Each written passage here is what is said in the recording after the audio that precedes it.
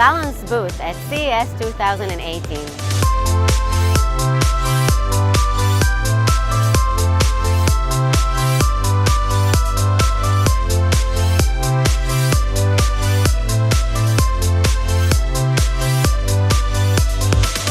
This year, we're finally talking about the elephant in the car.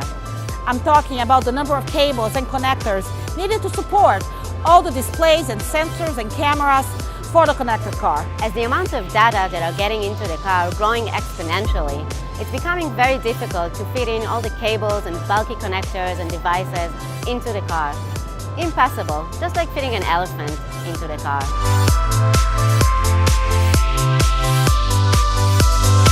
With Valens in-car connectivity solution, we address exactly that problem. Our HDBaseT technology enables to replace many cables with a single low-cost and long cable.